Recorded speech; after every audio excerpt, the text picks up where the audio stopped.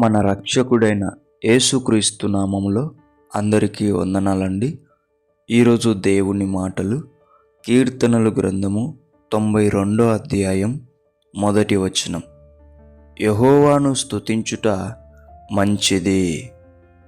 ప్రియమైన దేవుని బిడ్డలారా, నిజముగా మనం దేవుణ్ణి స్తుతించడంలో ఉన్నటువంటి ఆ ఆనందం రుచి చూస్తే గనక ఆయనను స్తుతించుకోకుండా మనం ఉండలేము.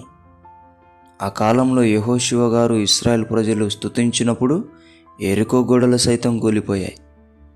అపోస్తుల కాలంలో చెరసాలలు బద్దలయ్యాయి.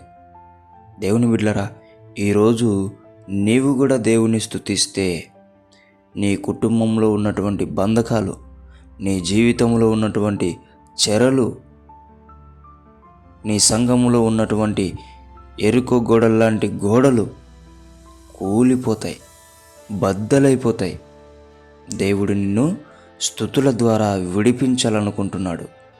అందుకే దేవుని బిడ్డలారా, నీ పరిస్థితి మారాలంటే నీ స్తుతి నీవు మార్చి ఎల్లప్పుడూ దేవుని స్తుతించే విధముగా ఉండాలి. అవసరానికి కాదు, టైం ఉన్నప్పుడు మాత్రమే కాదు, ఎప్పటికీ ఆయనను స్తుతించుట మంచిది. ఆయనను స్తుతించుట మేలుకరం. ఆయనను స్తుతించుట ఎంతో ఆశీర్వాదకరం. కాబట్టి అందరం దేవుని స్తుతిద్దాం, మన స్థితిగతులను మార్చుకుందాం. దేవుడి మాటలను దీవించునుగాక. ప్రార్థించుకుందాం. దేవా, మీకు వందనాలు, స్తుతులు, స్తోత్రాలు.